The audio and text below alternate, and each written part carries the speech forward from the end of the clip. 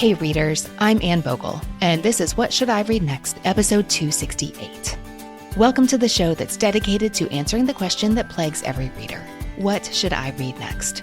We don't get bossy on this show. What we will do here is give you the information you need to choose your next read. And we have a special episode for you today, giving you lots of options to choose from. Readers, a few weeks ago, we hosted a virtual book party in the Modern Mrs. Darcy Book Club to celebrate our favorite books of the year.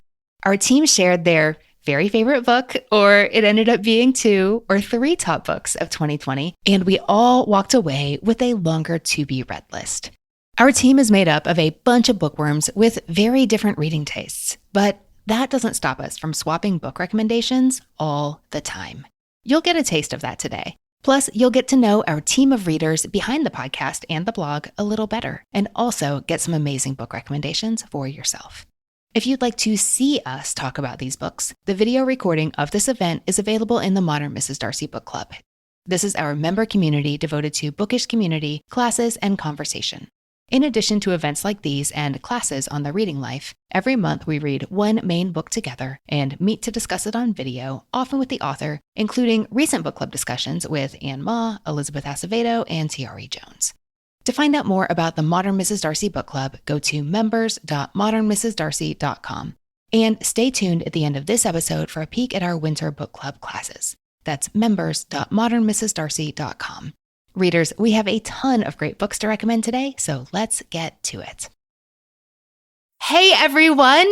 Welcome to Book Club. We're so glad you're here. We're doing something new. We've never done anything like this before. I don't think even for the retreat we had this many team members on screen. Will, I don't know that you've been on screen for Book Club. Y'all, we have a man in the house who isn't an author. This is a milestone. Thank you, William, for making that happen. Welcome to our book party. We are so glad that you are here, and we are really looking forward to doing this today. This is exactly what it sounds like. Our team members by video and here in the room are going to share some of our best books in the year with you. I mean, we're all big readers. This is an authentic operation by people who love books for people who love books, and we're just really excited to do this today. Okay, so now we are going to take turns introducing ourselves. I am Ann. You may be putting a face to a voice for the first time, or maybe you've seen me around on the socials. Okay, Ginger Horton, it's your turn. Hi, everyone. So if you are new around here, I am Ginger Horton, the book club community manager. So that means I get to hang out all day in the forums and chat with people about books, which is just a dream. So if you have any questions, ever any problems, anything like that, you will probably email me. So I'm glad to be here and very excited to talk books with you, new and old friends. Ginger is fantastic at what she does for our community. And if you're old here, you know what I'm talking about. Shannan, you're up. Hi, I'm Shannan, and I'm the event manager here at Modern Mrs. Darcy. So that means I help put on things like this. Thank you. And Brenna, it's your turn. Now, Brenna, you have been to some crossover events before, but this is not where we usually get to see you. And we're so glad we get to do that today. That's right. Normally, you might see me behind the scenes of What Should I Read Next. I'm the producer, and so I do a lot of editing and a lot of chatting with guests, and I'm also the community manager at Patreon, so that's why I'm at the crossover events. We're glad you could be here today. Thank you. And she also made some extra magic happen to hear from voices we don't often, maybe ever get to hear from. And Donna is in chat, but she's not joining us live. Donna is our spreadsheet guru. And now, Chelsea, it's your turn. Hi. My official job title around here is an editor, but I'm known as our resident English professor, and every now and then I pop in for the extra nerdy stuff in book club. I feel like that should work into your job title somehow. Yes. All right, Will, it's you. Guys, at team meetings, we often do things alphabetically, so Will is always last. That is fine. We're doing titles. I think my title is like the behind the scenes guy because I don't come to stuff. Joining us live from our library. I'm in the office and he's in the library. Okay, everybody, it's time to share our favorite books. I don't know what you all are going to be sharing, and I'm really excited to find out. Who gets to go first? I'm so anxious to talk about books. I've been really excited this week, but I'm holding mine back until I tell you a little bit of setup. So sometime in my early 30s, someone gave me a piece of bookish advice that said, pick a book that you're going to read every year for the rest of your life. well, my early 30s came and went, because that is a lot of pressure. What do you want to read 30, 40, 50 more times? You know, Lord willing and the creek don't rise, as my grandma would say. It's a lot of pressure to pick a book like that. I thought about it. I considered Jane Eyre, which a lot of you know is a favorite, but I'm a rather slow reader. And so just percentage-wise, that would have taken a lot of my time. But this year, I found the book. So I felt like this definitely deserves the title of my best book of the year. And that is Till We Have Faces by C.S. Lewis. So no major shock that C.S. Lewis could be a best book. But one of the things that really added to my reading experience of this was that I read this as a community pick with the book club.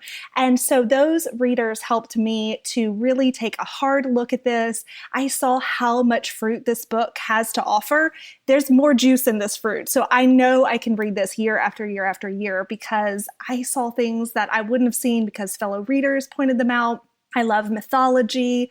And then sort of an extra little tidbit that really pushed it over the edge for me this year was that we had a stay-at-home book tour with Patty Henry, and she said that Joy Davidman, C.S. Lewis's beloved wife, was really a co-author. She should have been listed as a co-author on this book, and I really felt that in the reading. I've read a lot of Lewis, and I really felt the feminine touch in this book. And so I just know that this book has more to offer me through the years. I cannot wait to revisit it. But I'm hoping to find some different versions. I intend next year to listen to it on audio to give myself a different reading experience. And so that is my best book of the year. I think I'm supposed to pass it off now to Shannan. And as Shannan said, she didn't give herself quite enough credit. She says she helps put events like this on, and that is true.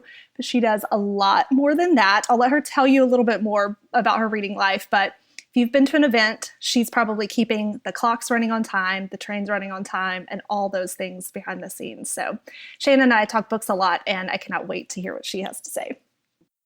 Hi guys, I'm Shannan, and I read about the same number of books this year as I did last year, which was very surprising to me. I read a lot of good fiction, and I'm not going to discuss it today because The Invisible Life of Addie Larue and The 10,000 Doors of January have been discussed ad nauseum here. So I'm going to go a different direction with my picks. I'm going to tell you about the memoirs that I read this year that have made an impression on me.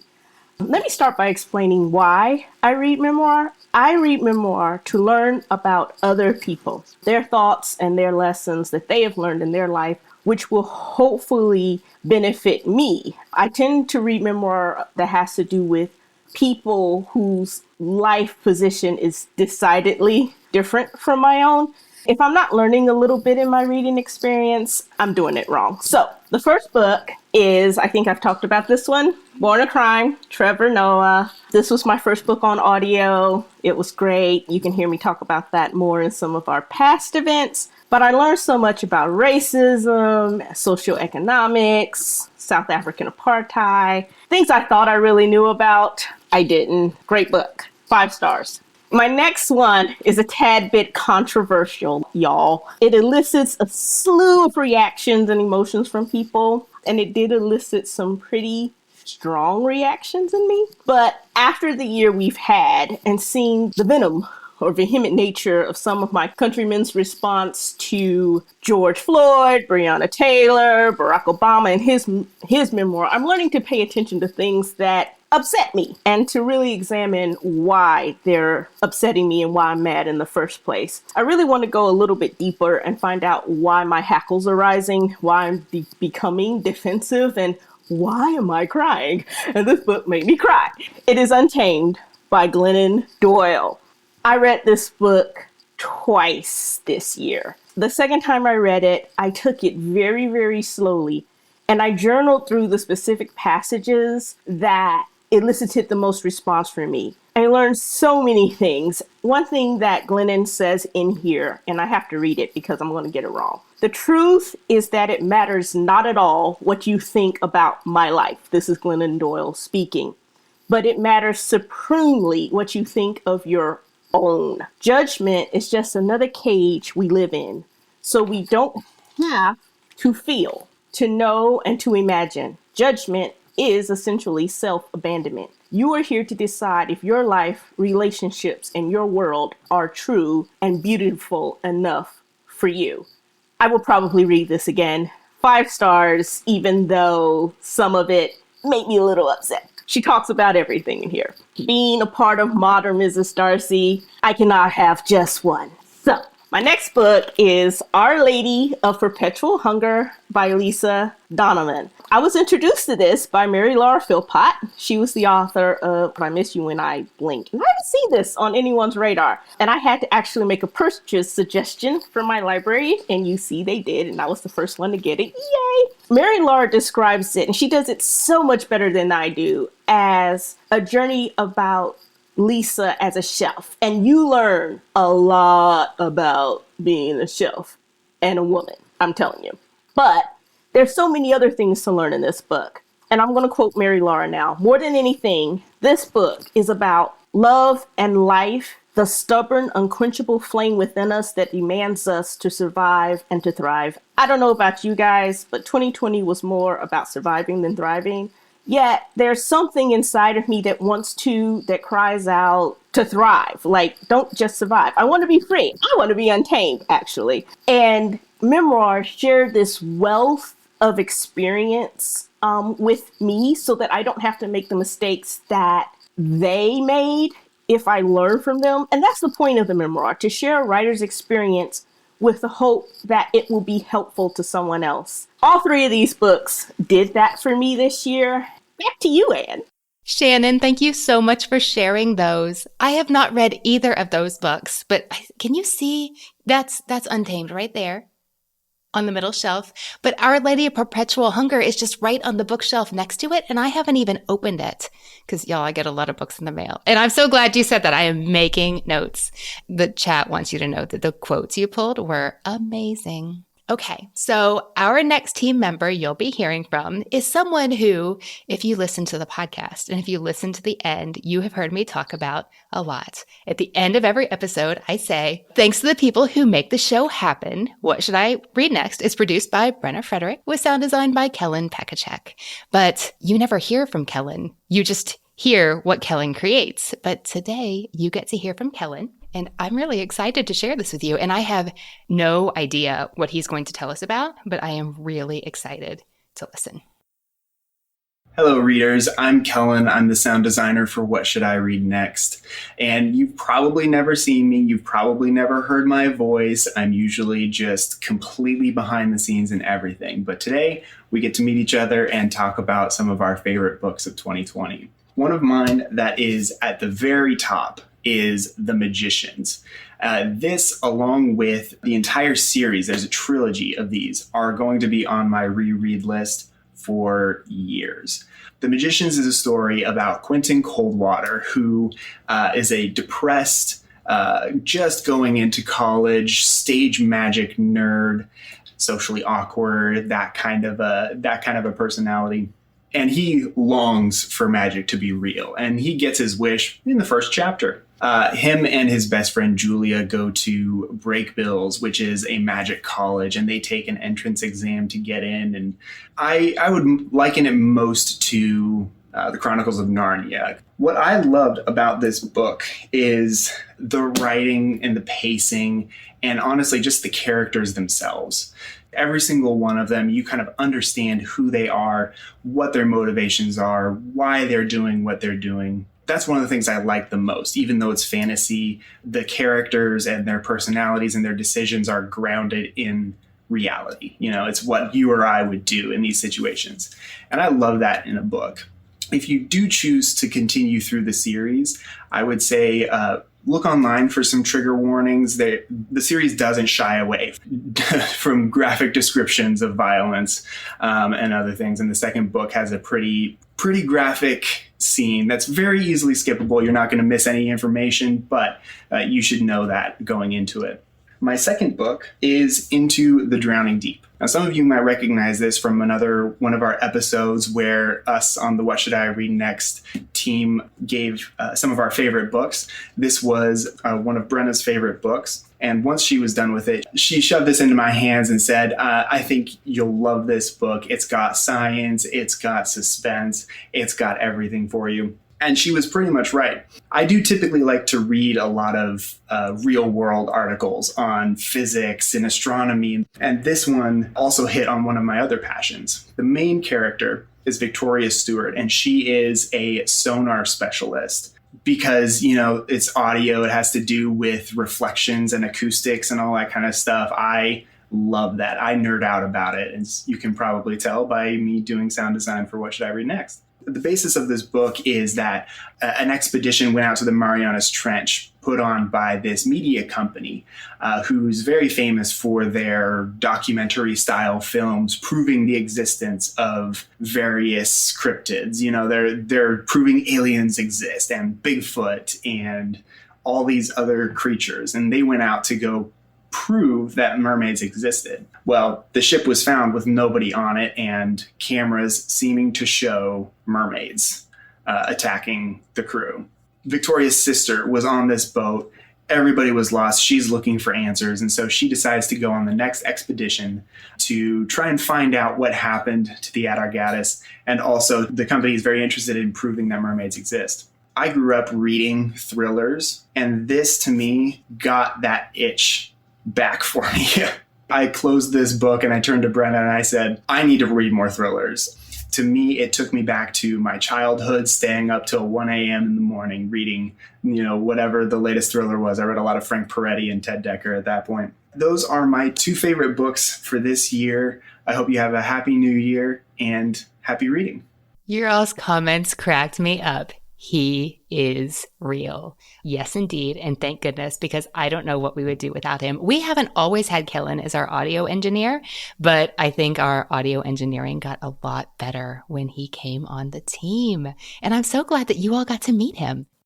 You're about to hear Brenna Frederick. It's my voice you hear each week on the show, but it's Brenna, our What Should I Read Next producer, who makes those conversations run so smoothly and sound so good. If anyone is confused, I am married to our audio engineer. We're a married audio team. So I had a very difficult time choosing what my favorite reads were this year because somehow in this chaotic, difficult year, I actually read a lot of things that I really enjoyed, and actually more books than I've read in the last 2 years. Good escapism, I guess. The first one that I want to talk about, I read last week over Christmas break for me, and it was recommended by, I believe, Emily Van Ark in her What Should I Read Next episode, and it was the Wayfarer series by Becky Chambers. I read 2 of these books in a week, and I could not put them down, and they brought me so much joy, and now all I want to do is read more sci-fi. I used to read a lot of sci-fi, and I kind of got away from it, and now I'm just going to dive way back in. The first book in the series is The Long Way to a Small Angry Planet. I grew up watching Star Trek, especially Next Generation, and the first book in the series scratches that really specific itch of marathoning a really good TV show where there's like an overarching plot, but there's also these little mini plots that just keep you going. That's what reading this book felt like. The first book is about sort of a ragtag band of human and alien characters, and they all have different secrets, and there's a couple like, whoa, what's happening moments that were really satisfying and really took me out of my world right now, which I needed over break. The second book in the series is actually my favorite for the year. It's called A Closed and Common Orbit, and it's a little bit different than the first one. It's not as episodic. It mostly focuses on 2 main characters. Usually it's very difficult for me to envision physical spaces described in books, but Chambers had me visualizing bustling streets on a foreign planet and futuristic tech shops and bars that needed to accommodate different species butts, basically. Their anatomy is just different, so they need different kinds of chairs. And she had me imagining that, and it was so delightful. I read this in 24 hours, and it really made me a Becky Chambers convert. I will read anything that she puts out, because I love sci-fi that makes you think about existence and choices and what it means to be conscious and exist in the universe. And this book does it in a really beautiful way. It's the story of an AI who recently inhabited an artificial body, which is illegal, and learning to survive in this world that isn't built for her, and the friend who makes space for that learning curve. The way Chambers built this world is obviously not human. Humans are not the center of this universe. If anything, they're sort of recently added to the party. But the series is so humane. It's so interesting seeing the different alien cultures that she's created, and it feels kind. Like, this is kind sci-fi. Difficult things happen. There's cruelty, there's death, but I felt cared for as a reader. And that was a really wonderful feeling this year. So not only was it a beautiful story, but I came away feeling better and thinking about ways that I wanted to live my life better. And it had maybe more of a emotional, psychological impact than nonfiction I've read ever has. So I have the third book on my nightstand right now. I've got the fourth one that's coming out in 2021, pre-ordered, and I'll buy anything Becky Chambers writes. And then real quick, another series that really made me smile this year. This is a Heartstopper series by Alice Osman. It's a YA, sort of a romantic YA graphic novel series. It started as a webcomic, but there's 3 combined volumes so far, and another coming in 2021. And it's this really, really sweet, very like age-appropriate love story between this sort of high-strung, anxious, but very like gentle and sweet gay teenager Charlie, and then Nick, who's this sort of cheerful rugby player who does not know yet that he's bi. And it's absolutely beautiful. It reminded me of being a teenager. It's well paced, like nothing goes too fast. I think she nails the feeling of being a teen, having really confusing first crushes, feeling things you didn't expect to feel, things you wanted to feel, not feeling the way you thought they would when you get them.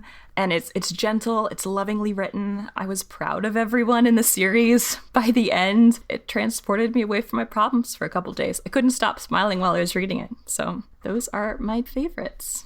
Brenna, thank you so much for sharing those. And I feel like there's a Becky Chambers conspiracy afoot. This feels like a real thing. You have a lot of control over our podcast guests. So I already have her on my short list of authors I want to read. And then, y'all, I read what Brenna tells me to. Like, this is a life rule that has served me well. And she's also recommended books to my kids that they have loved and adored. So, yeah, I see what's happening here. I also have Laura Dean Keeps Breaking Up With Me. Was that your winter book preview book? It was. Well, it is halfway between Untamed and Our Lady of Perpetual Hunger on my stack situation back there. Okay, next up, we have another video from Lee Kramer, who many of you will know as your go-to romance expert. And she was here for our summer stay-at-home book club retreat that we did. So I'm excited for all of you to get to see her today. Okay, here we go. Hi, everyone. I'm Lee Kramer, and I am the editor and social media manager at Modern Mrs. Darcy. So I do a little bit of everything behind the scenes. First, The 100,000 Kingdoms by N.K. Jemisin. This is the first time I've read N.K. Jemisin. I've meant to read her for years, and within a few pages, I immediately understood why she has gotten all of the awards and accolades. They are so richly deserved. I inhaled this book. I could not put it down. I also was reading it with friends, and buddy reads have really saved me this year.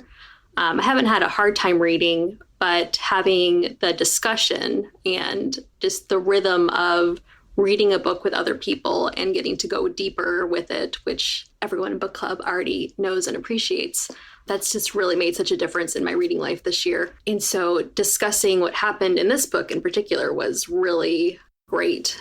It's a really well-developed fantasy world. I really wanted to see what was going to happen to Yane as she is named the heiress to the king and has to deal with all of these really complex and vicious power dynamics. She also gets to know these gods who have been enslaved by the people in this kingdom.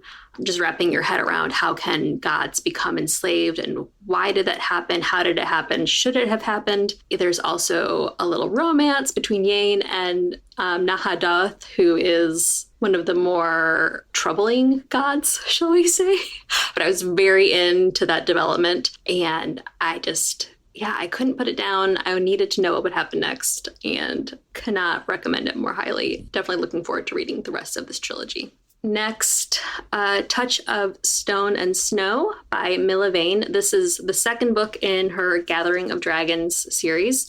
This is a barbarian romance.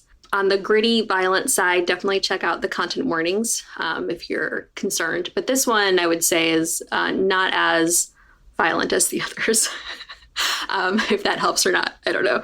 But it's immersive. It's a childhood friends to lovers, second chance romance between Arax and Lizanne. They have not seen each other for years. Lizanne would prefer to keep it that way. She thinks that Arax betrayed her, but he was not. But he also did not do things as well as he could have. So it's really, they have massive external conflicts. Their feelings haven't changed. And so it's just kind of dealing with the external conflicts. And also the fact that a goddess has told Lizanne that she's going to die when the first snowfall comes. So it is a romance. There is a happily ever after. But this is the kind of romance that really rips your heart out. And this is my favorite kind of romance. So I loved this one. Could not get enough of it. This is open door. There is sexual tension for days. And just going to cram one more in really quickly. So this is Fingersmith by Sarah Waters. It's gothic literary fiction. It was described to me as lesbian Oliver Twist, and it's not a retelling, but it definitely has Dickensian vibes. The first act was a little slow for me, but once I got through that, I tore through the last 400 pages. I just really, really needed to know what was going to happen next. It's about an orphan named Sue, and she's trying to con this girl named Maud. And again, no spoilers, but there are so many twists and turns and just twists that really made me gasp out loud. And I just had to know what would happen. So definitely want to read more of Sarah Waters. So that's me. Those are my best books of the year. I love the way that she said, if you love books that just rip your heart out and stomp on it, those are my favorite kind. It reminds me of Jamie Golden in early What Should I Read Next episode. It might be episode 1. I just want a book that lands me curled up crying on the floor in the fetal position. That's my favorite kind of book. Okay, next up is Will sharing his favorite books. Y'all, we have been talking about this all week, what he is going to share. And I'm not entirely sure that I know where he landed. Well, you should know at least one of the books because I included this in the winter book preview. We all got to throw a book in. And so my first one is Before Familiar Woods. If nothing else, I'm sure you can get the trees out of that. One of the things I love about this book is just the serendipity of getting it. It's a debut author that I've never heard of.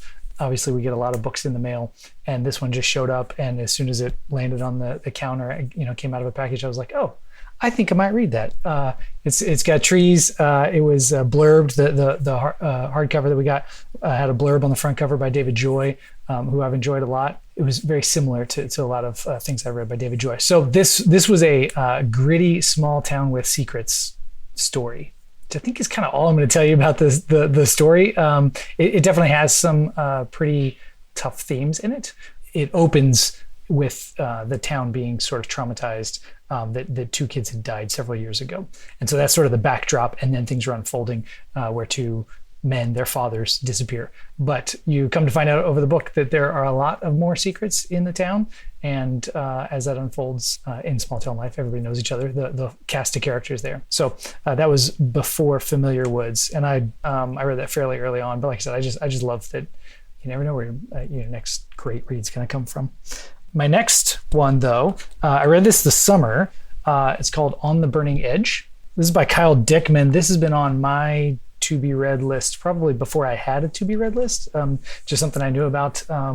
It was an Outside Magazine article he wrote probably going on 7 years ago or something like that about the Yarnell Hill fire outside of, I think, Prescott. So this summer, as we were dealing with wildfires once again, that cropped up as I should finally get around to reading that, and it was amazing. I had read the magazine piece. It was very long and well done, and the book is also long, but reads just as a great story of these guys, their summer, how they all came to join the team. And hot shot crews are it's basically part-time work. You only work seasonally, and most of it's hourly and not particularly well paid.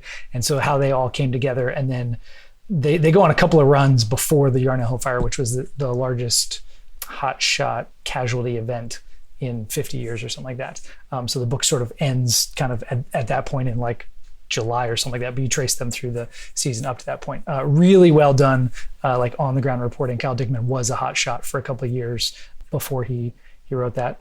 And if we're allowed to put in one more book, I wasn't sure if that was allowed, but then I heard Lee was doing it. So William Kent Kruger was here. Was that last December? Did he join book club?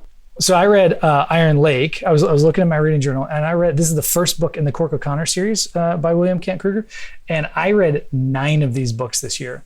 And I don't remember the format, but Anne, I think you teased me at one point in a bonus episode or Instagram or something like that about not liking series because I said something about not reading them all at once. I said, no, I like to have them there in case. And this year I needed a book in case because I couldn't decide. And then I'd try and pick something up because I thought I wanted to or should read it or whatever. And I just couldn't get into stuff. And apparently I could get into that because looking back, I read 9 of them this year. So that's the Cork O'Connor series. Thank you. And yes, I was saying in chat that our official team policy is basically, you can always squeeze in just one more title. Next up, we have Donna Hetchler. Donna is our numbers guru and resident spreadsheet whisperer. I'm so excited to be here. I picked 2 books that I loved in 2020, and they kind of have a little bit of a similar theme. So number 1, they're both really fun, escapist reads. Number 2, they both surprised me, and I will explain. And number 3, I haven't seen Anne ever talk about these books or authors. I haven't seen them on What Should I Read Next? So I'm hoping they might be a couple new ones for people. First one, Burn for Me by Ilona Andrews. And Ilona Andrews is actually a husband and wife writing team. I don't know if you could see that cover very well, but it's, a couple kind of in an embrace, and the man, frankly, is not wearing a shirt. So I've been reading a lot of steamy romances this year. That's why I got this book. However, here's what surprised me about it. This book had the best action sequences that I read all year long. I was so on the edge of my seat reading this book. It really reminded me of like watching a Marvel movie or an X-Men movie, which is not what you get from this cover. It's very misleading. It's actually a fantasy series. This is the first in the 5th book just recently came out. I read all 5 books back to back and loved them. The basic premise of it is you have a bunch of different families who are kind of at war with each other. They all have different magical powers. So the main woman that we're following, her name is Nevada Baylor. She's a private investigator, and her magical power is that she can tell when people are lying to her, which comes in very handy if you're an investigator. Now, she may have some other powers. You'll find out as you read it. If you want something filled with action, fantastic dialogue. Her extended family is so funny. She has a grandmother that is a total hoot. I laughed out loud reading this book. And there is also some romance. Not that steamy, though. I would say 2.5 out of 5 on the steaminess factor, but really fun book. My second book is called The Tourist Attraction. Look at how cute that cover is. Honestly, I got it because of this cute little dog on the cover. I could not resist it. The author is Sarah Morgenthaler, and I think this is the first book that she wrote. This is more like a typical rom-com, but here's what surprised me about it. I feel like I read a fair amount of rom-coms because I love rom-com movies, but I don't usually laugh that much. Like, they're supposed to be funny. I don't find them that funny. This book literally had me laughing out loud and maybe even snorting a couple times when I was reading it. It takes place in a fictional town in Alaska called Moose Springs.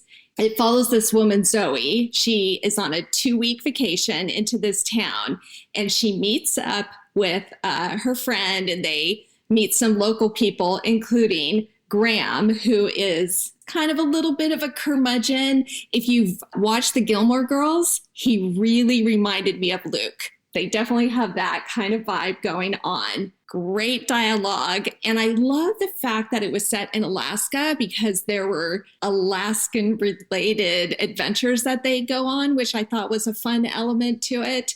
I just had fun reading this book. This is actually also kind of a series.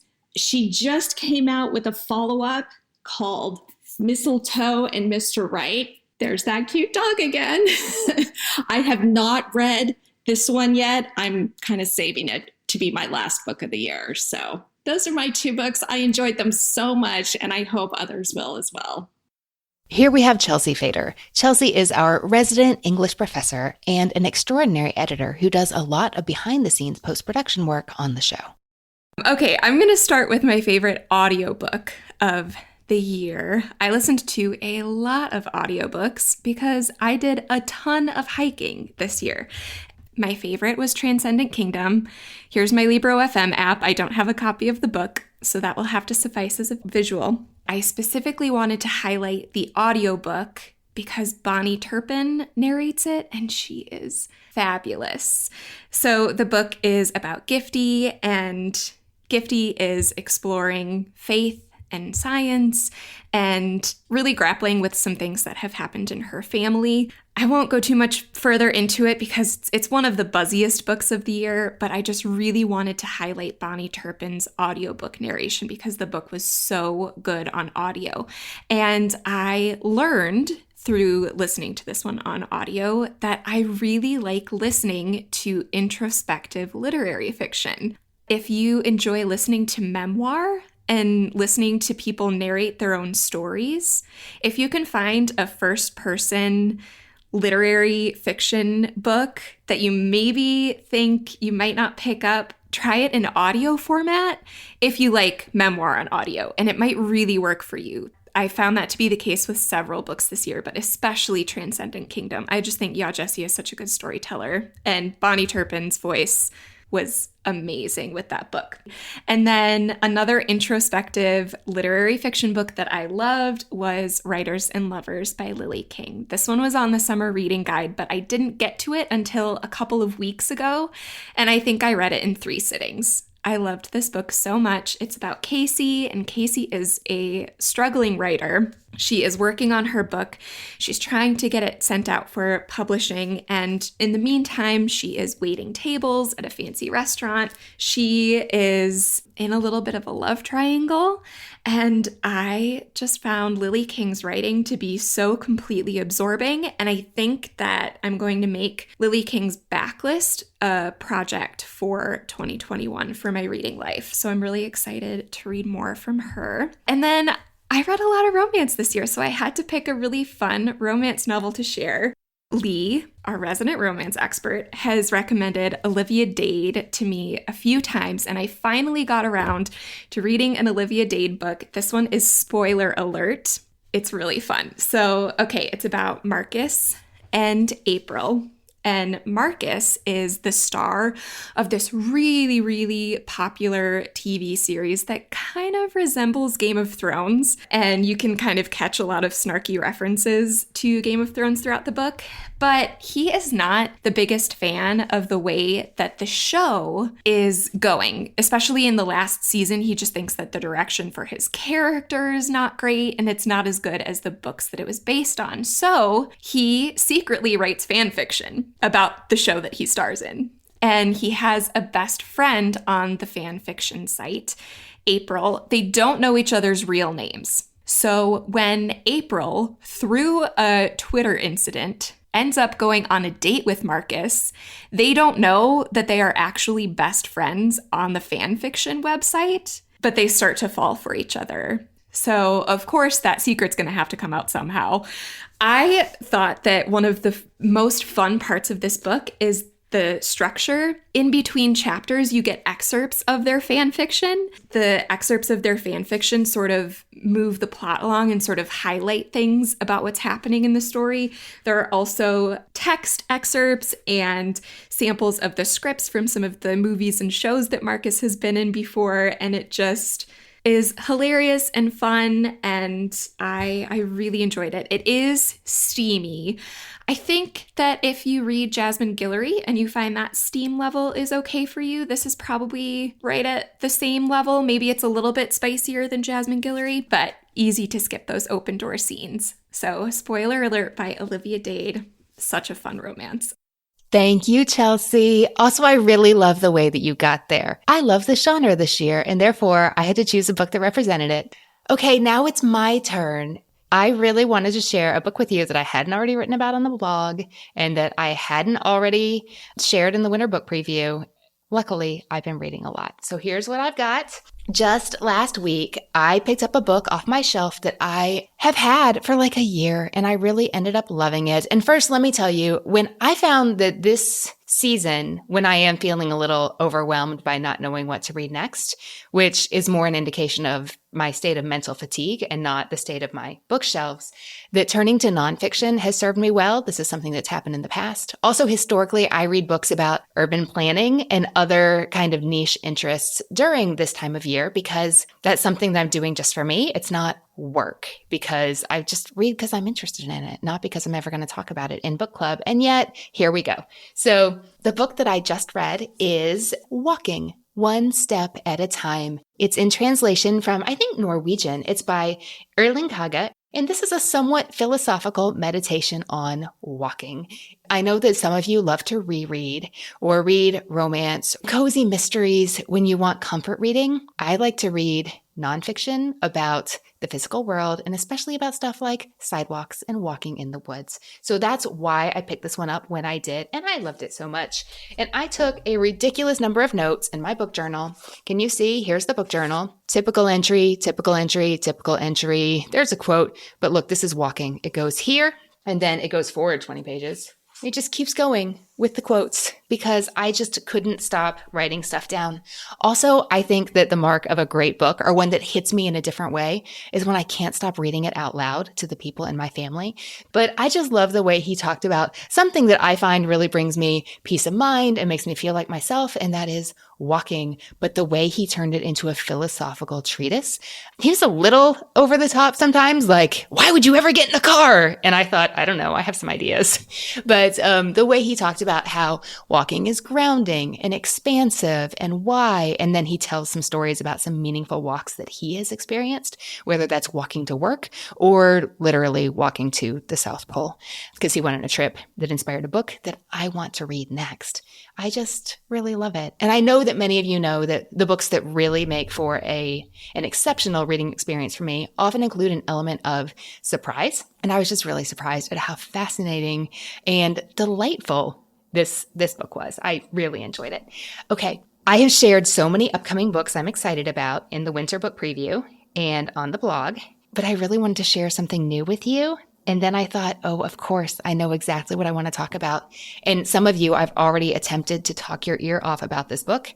I've talked about it to my real life friends. I really can't wait for it to come out because I would have given this book 10 times at least for Christmas and birthdays if I could have, between when I read it in October and now. It's called Laundry Love, and it is about laundry. This is also total comfort reading for me. It's the subtitle is Finding Joy in a Common Chore. It's by Patrick Richardson and Karen Miller. I highlighted this thing to pieces on my Kindle, and I refer to it all the time. I think another mark of a good book is, does it change my life? And I know that laundry may seem boring, but he writes about it with such soul and humor and fascination. And this definitely has that surprise factor as well, that I love the reading experience. And also, I went to stare at my washing machine and looked at the manual and changed the way I do things. I ordered different washing powder. I ordered new detergents. I changed the way I wash darks. I changed the way I wash sweaters. I turn everything inside out now.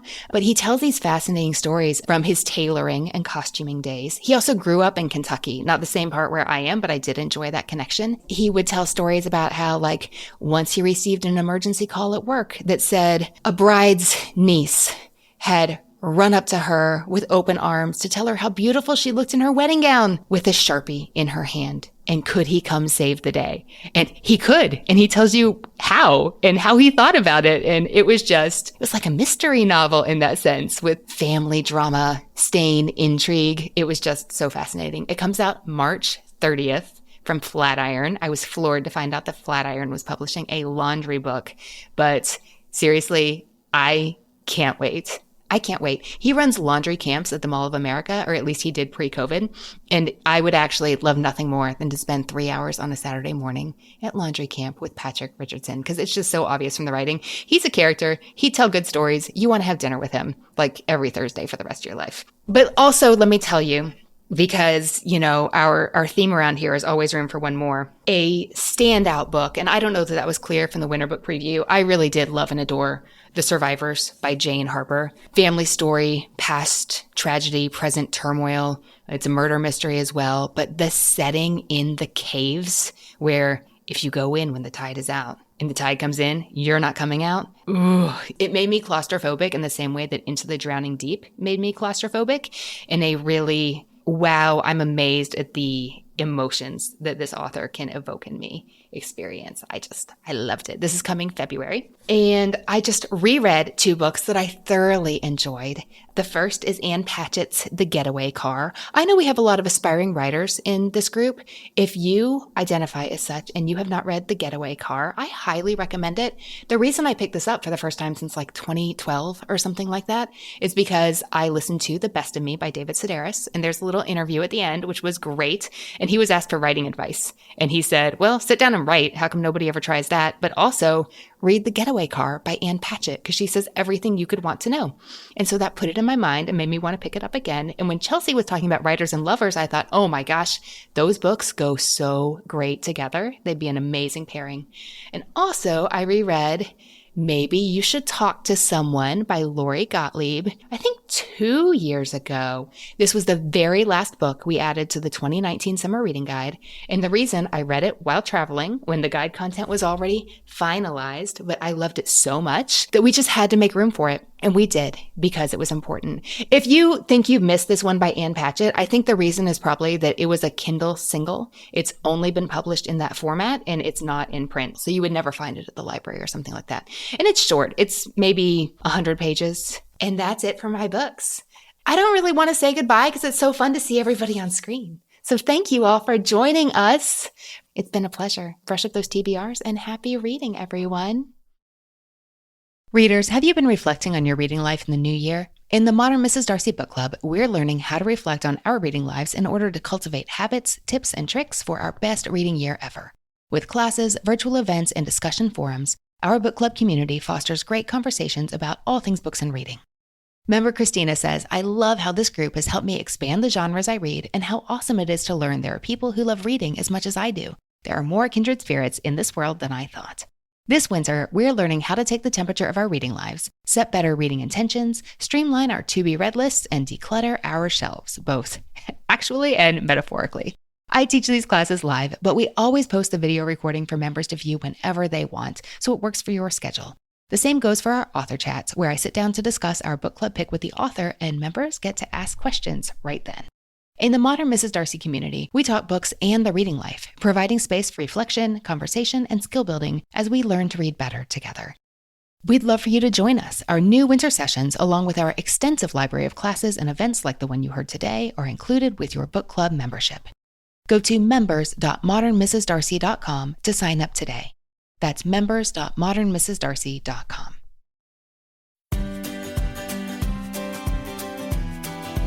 Hey readers, I hope you enjoyed our whole team's book recommendations today, and I know they'd love to hear what you think they should read next. That page is at whatshouldireadnextpodcast.com/268, and it's where you'll find the full list of titles we talked about today. Subscribe now so you don't miss next week's episode in Apple Podcasts, Google Podcasts, Spotify, and more. We will see you next week. If you're on Twitter, I'm there at Ann Bogel. That's Ann with an E, B as in books, O-G-E-L. Tag us on Instagram to share what you are reading. I'm there at Ann Bogel and at What Should I Read Next. Our newsletter subscribers are the first to know all the What Should I Read Next news and happenings. If you're not on the list, just go to whatshouldireadnextpodcast.com/newsletter to sign up for our free weekly delivery. If you enjoyed this podcast and want to support it in a tangible way, we'd love to have you become a supporter in our Patreon community. This is a place where you can financially support the show, and in exchange, to make it attractive, we give you perks like bonus episodes and peeks behind the scenes. You can also purchase one of my books, I'd Rather Be Reading or Don't Overthink It, for yourself or a friend. We'd also love it if you shared the show with a friend or if you left a review on Apple Podcasts. All those things help other readers find the show. Thanks to the people who make the show happen. What Should I Read Next is produced by Brenna Frederick with sound design by Kellen Pekacek. Readers, that's it for this episode. Thanks so much for listening. And as Rainer Maria Rilke said, how good it is to be among people who are reading. Happy reading, everyone.